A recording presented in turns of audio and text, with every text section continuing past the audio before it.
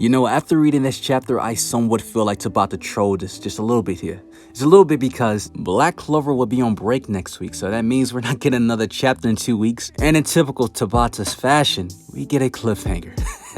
Like, in all honesty, this was me after I read the chapter.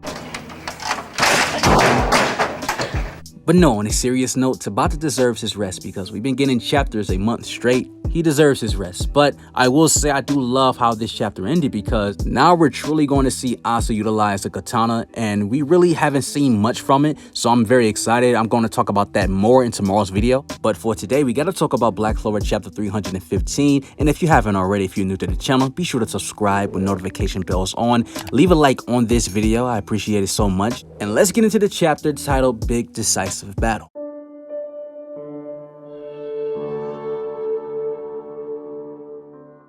Okay, so the beginning portions of this chapter, it picks up from Henry's raging Black Bull's hideout punches Lucifero, well, this incomplete worm Lucifero, and the Black Bulls, they are hype after this. They're screaming, let's go. But one thing I can say is that I noticed Tabata probably has been watching a lot of Power Rangers lately, because if you see the way the Black Bulls hideout inside their formation is set up, it looks like a Megazord. Like how the Power Rangers be inside controlling the Megazord, it looks exactly like that. You know, it has to be a reference. There's no way. And you know, Japan loves Power Rangers and stuff like that, so you already know that this had to be some sort of inspiration or reference here. Now, I hope Tabata don't go too far with the Power Rangers references, because what if the hideout gives them some kind of cosmetic designs from the hideout and it's different colors? Like, you know, let me not even put that out there, because it might, you know what, no. Let me not even say that.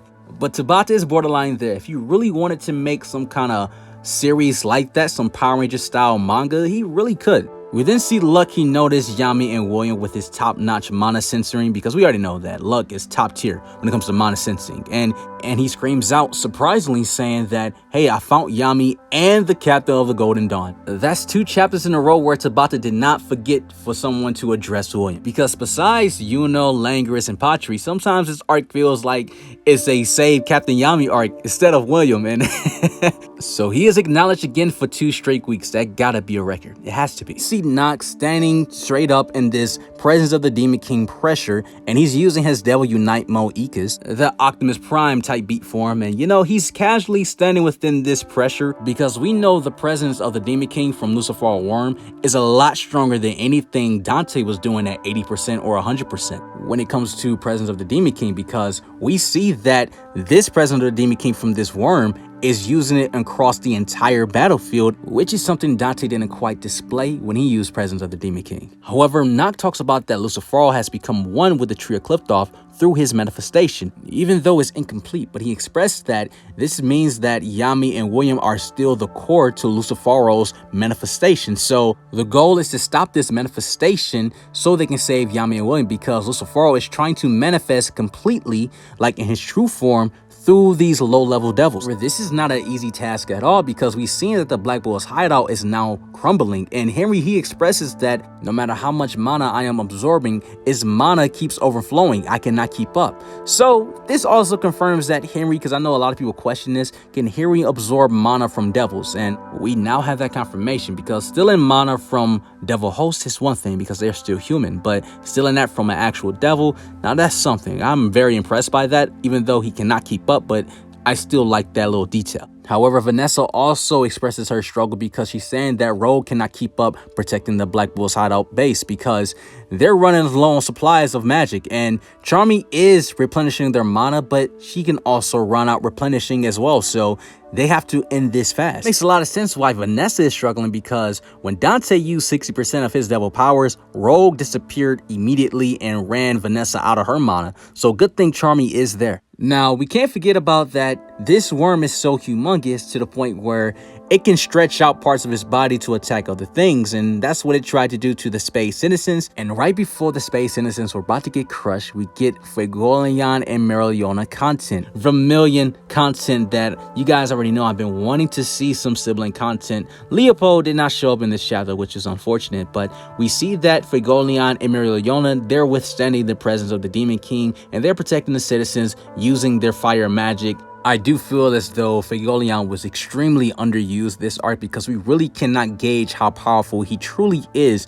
in this arc because he hasn't really shown much, but we did see that he is withstanding this presence of the Demon King. But honestly, that's like breadcrumbs compared to a lot of people we already saw showcase their power in this arc, so I gotta see more Fegolian content. I got to. Now, as one of the space citizens complimenting Fegolian and Mereoleona, withstanding this strong presence of the Demon King gravity magic, the Black Bulls are still going strong. Even though they're getting overwhelmed a little bit by this Lucifero worm devil, they are still going strong. They're going very strong. It's like a kaiju battle at this point. They're using everything in their arsenal to take this thing out. But the Black Bulls hideout is also taking damage, even though they're also using every attack they can to get rid of this thing. But it's constantly regenerating. You have to destroy all of it because when it comes to devils, we already know that you just can't destroy a limb or some head or a leg or a hand. You have to destroy every part of their body at once or go directly to the heart. But when it comes to this kaiju monster, it may not have a heart there, so there's no telling. You have to destroy this thing completely once and for all, and this Black Bull hideout is not strong enough. It doesn't have the output power to completely eradicate it. And from this point on in the chapter, you can see that the Black Bull's hideout is completely losing its form. It's crumbling apart. There's nothing that it can withstand anymore. You know, it's breaking down, and you see the citizens, they are on the ground, they're crying, they're like, oh shoot, like what can we do now? Because if this is losing, what's gonna happen? Because this worm devil is using its arm everywhere, so everyone is distracted right now. The Black Bull's hideout was really holding its on for a minute, but now that minute is up. Charmy cannot replenish any more mana, which lets us know why the Black Bull's hideout is crumbling. Everyone is running out. There's so much that Henry can absorb, but he's tapping out though. There's only so much he can absorb. And to add to the fact that this worm is increasing its power, the gravity magic is getting stronger and stronger, so there's only so much they can take. But you see citizens like a mother and a daughter, they're crying like, someone come save us. And the Black Bull said, everything will be okay. Isn't that right, Asta? And we see this man in the distance with Liba holding the katana, and he's ready to unleash a attack. And I truly believe that Asta is going to use the ability that we never seen before, because we have yet to see Asta use the katana in Devil Union mode. And since he's out of the base, this lets us know that 30 minutes has been up. We're going to see Devil Union. Hopefully we'll see Devil Union next chapter, because we already saw Asta use every single sword in his Devil Union form, and they had some cool abilities, especially the Demon Destroyer upgrade. But we have yet to see the katana, and I think Tabata has been saving this for this moment. Now, I made Asta katana videos, potential powers in the past, and I will leave those videos, if you missed it, in the description, and also leave a card up for it. We'll discuss more about his katana powers in a separate video, because we really got to talk about what he's going to do against this slug or slime worm Lucifero devil. We really got to talk about it, but we got to talk about the fact that if you ain't subscribed to the channel, notification bells on, you're gonna miss that video. So you guys have awesome life. Take care of yourselves, stay blessed, and I'm out.